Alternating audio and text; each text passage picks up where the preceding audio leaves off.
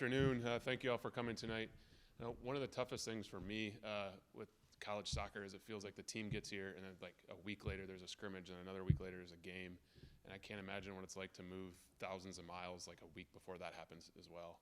In the short amount of time that Coach Podin's been here, I think there's a lot of excitement in the program. Really excited to see where that goes, and today we'll get a chance to hear from him. And like I said, we're just excited about you being here, Coach, and Sandra as well. So to start things off, the president of Nicholls State University, Dr. Jake Lynn.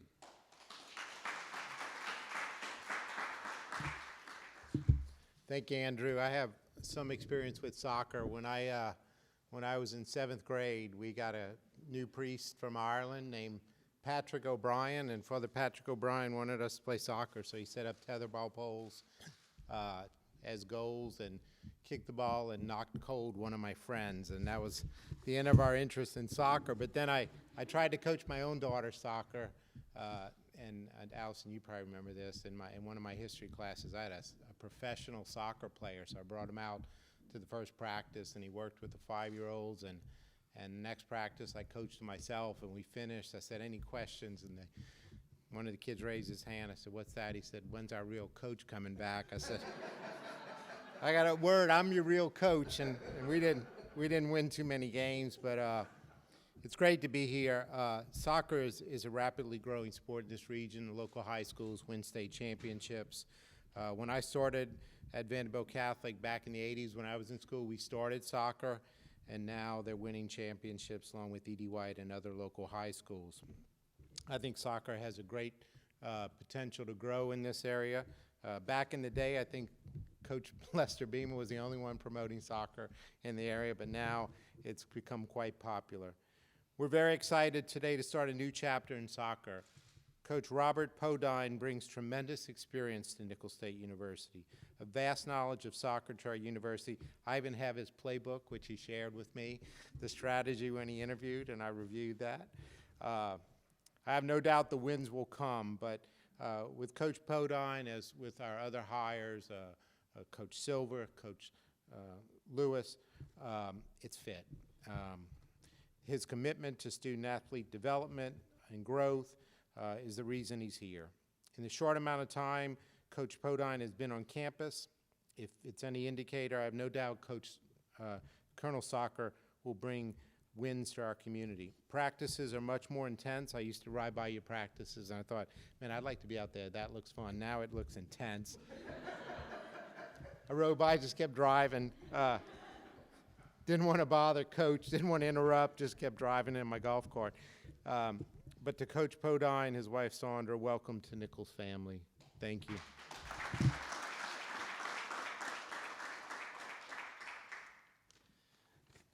Yeah, I remember the story that Dr. Clune said when he said, man, they don't ever stop running. So, yeah, we appreciate that. About fit, it's all about fit, and finding the right people to fit here at Nicholls State University is what's most important.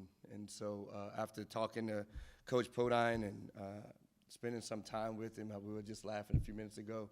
He had his tie on, and we were talking to Coach Rebo, and we jumped in the golf cart to go ride around and see the campus.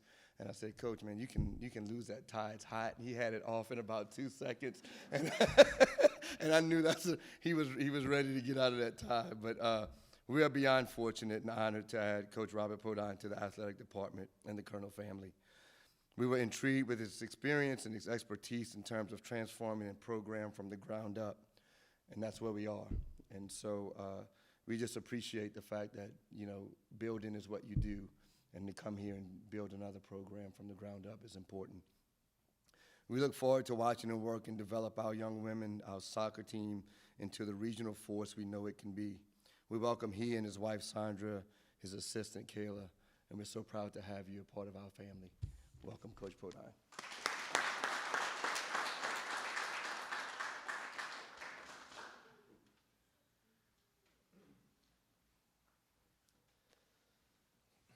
Well, really don't know what to say. I'm humbled and just appreciative of this opportunity, and just want to thank Dr. Clune and Jonathan and Andrew and giving me this opportunity, and my wife for trusting in me and making this this move. And as I think we were joking about before, or what Andrew had said before, it was a 2,100-mile trek cross country.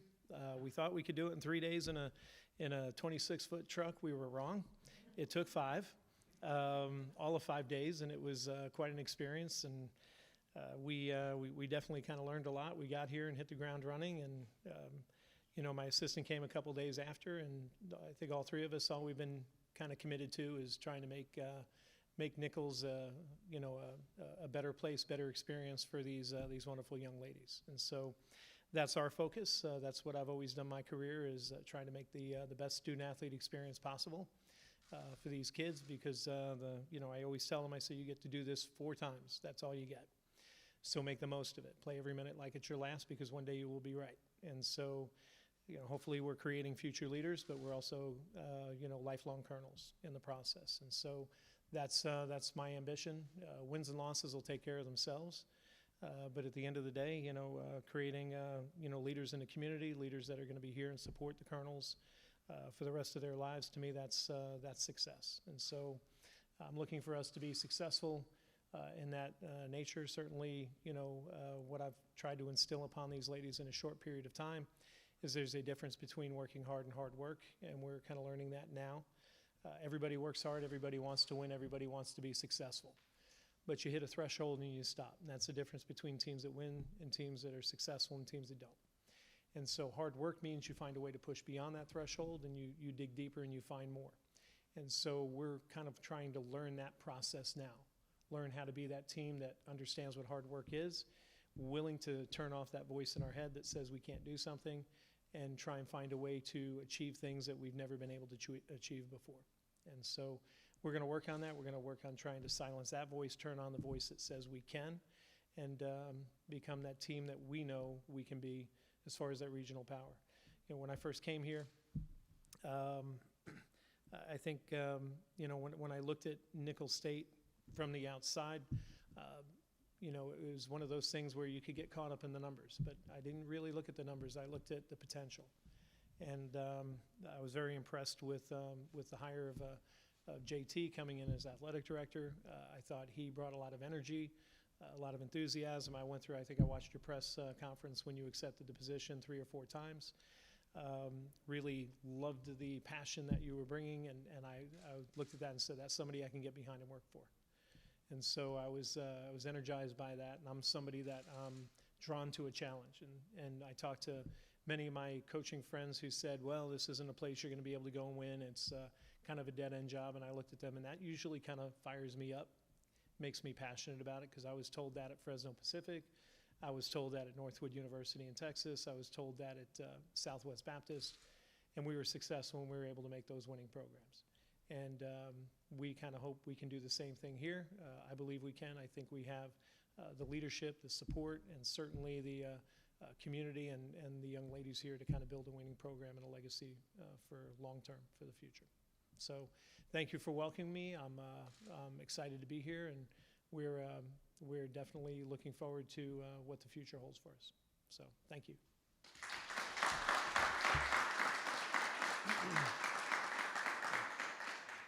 And I would be remiss if I didn't introduce the 2 young ladies that are going to be kind of the backbone for the program.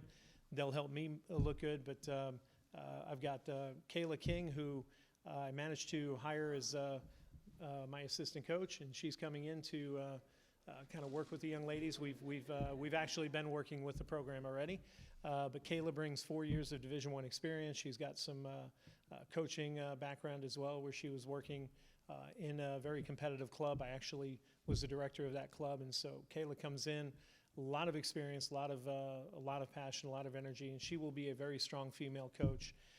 No doubt in my mind, down the road, she'll make an excellent head coach. And so Kayla is going to be, she's joining us and a very important part of our staff.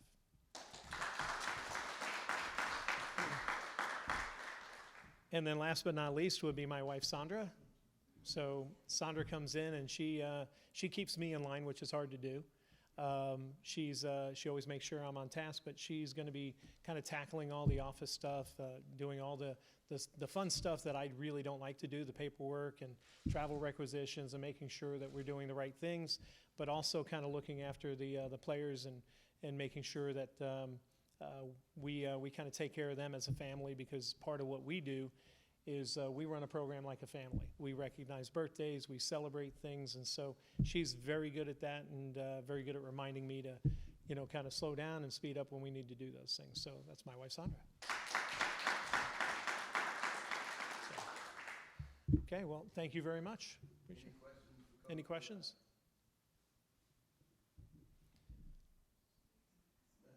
Well, that's the easiest press conference I've ever been to.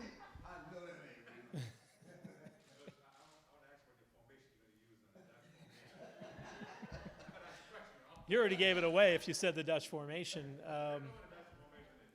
Well, since I always tell people that even though I've been through the American coaching courses, I spent a lot of time learning from Dutch coaches, so I'm more of a Dutch coach than I am an American coach in the way that I teach.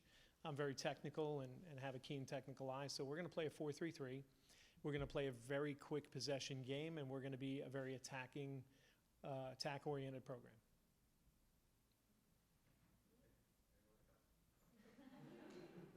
And that makes the defenders happy because they're like, hey, well, it's less on me. We've started working with that now, and players are starting to get the idea this is how we play. It's still a work in progress, but they are definitely improving and getting better. How many players in the travel roster are going to carry? Well, I think 22 is the number we're supposed to travel with, so we're going to be traveling with 22. Our first scrimmage, which was Southern last Saturday, we took everybody. It's our only scrimmage, and I wanted to make sure we gave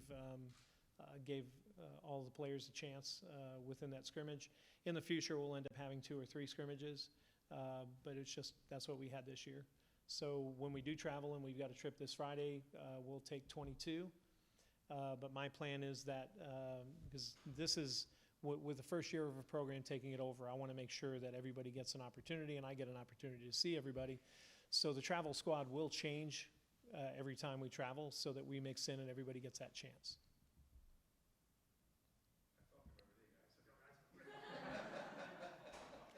Players don't have any questions? You guys have already gotten familiar with me anyway. Yes, sir. What do you see, this is a healthy question, as one of your biggest challenges this first season, and how are you going to approach that? I think it's going to be more on the mental side with the team. For them to believe that every time we step on the field, they're capable of winning. It's hard to do when you've got a team that hasn't had that experience or that success. It's helping them believe that they can win. And so I think that's probably the biggest challenge we'll face this year.